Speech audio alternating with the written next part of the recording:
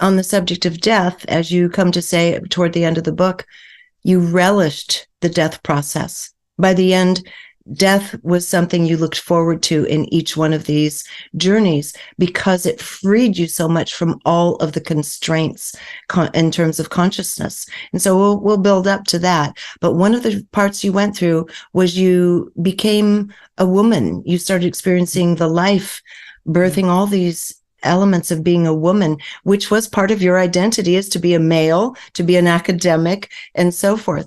Just briefly, what was your experience? What did that do to you when you suddenly connected with the female experience after being male?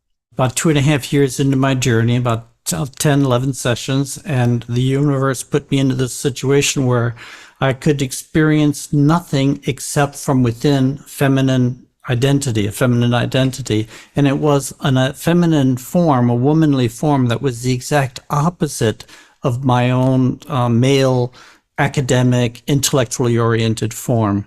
And it was totally terrifying to experience myself being me, but not being me within a framework that I'd ever known before. And it just snapped me. And so when I let go, and I yielded, then I became hundreds, potentially thousands of women, and was given a journey into the world of women under the arm of the Great Mother. And it was an ecstatic experience, a wonderful experience. In fact, when it opened, I thought, what was I so afraid of? What was going on? Why was I afraid of this? This is marvelous. And what the universe was doing was, it was basically teaching me that where I was going, gender does not exist. So all gender, all roles based on gender, and any aspect of my historical personality had to be surrendered if I were going to experience more intimately what is there in the universe. So I would ask you this on behalf of the men and women watching this.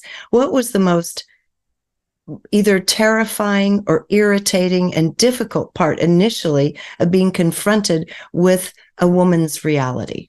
The most terrifying part in the beginning was it just wasn't my reality. It was a reality, but it wasn't my reality, and I couldn't get out of it. I was trapped within a feminine mode of experience that just wasn't me. There was nothing inherently frightening about it. And then when I let go and flowed with that experience, it was like having half of the human race open to me that had not been open to me before. Now, I believe in reincarnation, and I believe we've been men and women many times, so there's nothing foreign in that way. This was different. This was kind of opening almost into, I don't want to say an archetypal dimension of womanhood, but certainly to the collective life being lived by women in history, in time. So the joy was just to experience a whole different way of being alive than I had known as Chris Beisch. As the academic, as the male, engaging in academic conversation, and here you're dealing with a very different kind of connection and flow between women. Yeah, I thought that was fascinating. It's an interesting part of your book. I wish every man could have an experience like this. It truly does change things profoundly. And the other way around, and women should have the other. So we understand what each other is contending with in our bodies in this reality. So let's move forward to session 11. And much has happened since then. Time has passed, of course. But when we go into session 11, it really becomes about archetypal, deep mass suffering that you had to go through, witness, and experience. And if you could tell us what that body of memory, collective memory, felt like and what it looked like to you, that would be helpful because we're still in it. My transition from an ego death process, which is very personal related, to what came over the next 2 years. So it's a series of excruciatingly difficult, horrendous waves of vast landscapes of human suffering, war, violence, just unimaginable suffering. It was transitioned by an experience called the killing of the children. And I just want to mention that because it's an important signal. In between those two, I had this experience of being an old woman confronting soldiers who were just killing thousands and thousands of children, just smashing their heads on rocks, just terrible, terrible ordeal. And I think this experience was given to me to prepare for me for what was going to come, this ocean of suffering phase. That is, it awakened a depth of compassion in me, which I think was embedded at a soul level, to prepare me to take on the work, which is something my soul had chosen to do in this lifetime. What I learned was that just as individual trauma gets buried in our individual psyche and can compromise our individual health, the trauma of history is buried in the collective psyche of humanity. And so anything which is not resolved by the species in any one generation accumulates into these massive memory structures that I call metacoic systems. And what I think was happening was that something guiding my sessions began to use my sessions in order to confront, absorb, and transmute vast territories of collective anguish that were embedded in the collective psyche, meaning the patient stopped being Chris Beish. And in some way, the patient became some aspect of the human species. I hope you're enjoying this video, because if you are, there are dozens more like it on my site, all supported by people like you. So if you'd like to keep this work rolling in and join our community, just click on the Patreon button at reginameredith.com. That also gives you access to insider commentary, my live book club, and other live events with special guests. So join in. Thanks. So with that, I want to ask you about something that's happening currently. We have all of this going on in the Middle East between Palestine and Israel. Mm-hmm. And we have collective side-taking, we have collective anger, depression, anxiety, all occurring. And we have a propensity toward people who have proclivities toward prophecy to look at this as the end times, whether it's a Christian community waiting for rapture, whether it's conspiracy groups saying, no, this is a planned end time for humanity. We get into these end time stories that start circulating. But I want to ask you, having been through what you went through, you have this overlay to it in your psyche that I'd like to know about. Could you tell us how you see these times laid into what you went through?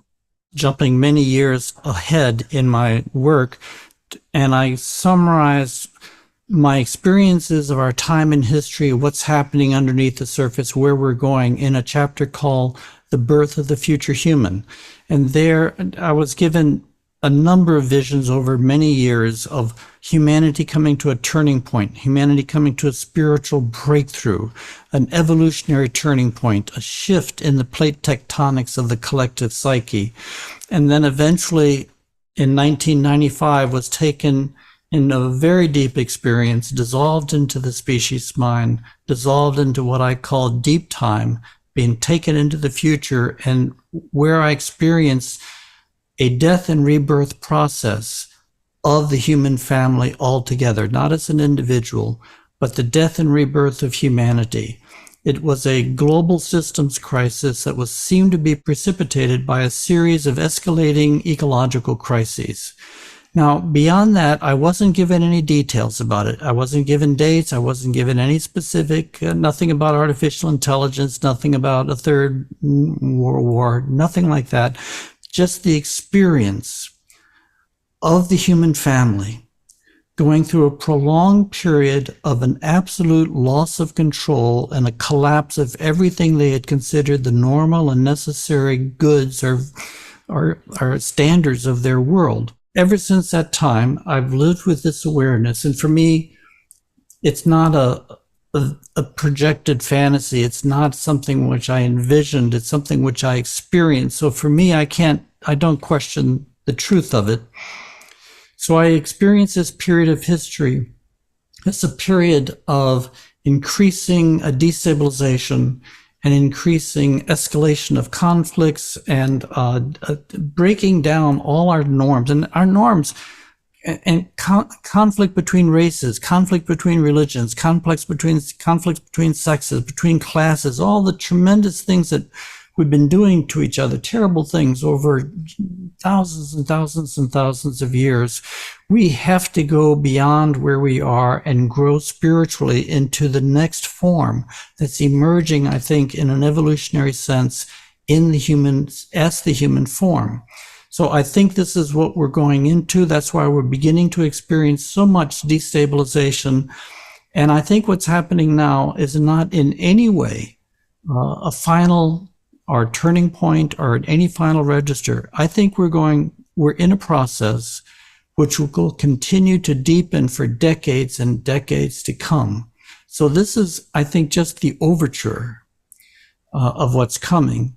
And the terrible events unfolding in the Middle East and other countries, in many African countries, other places in the United States, these are bringing to the surface age-old hatreds, and we have to transform these hatreds. And I don't offer any political, social solution to the events we're looking at.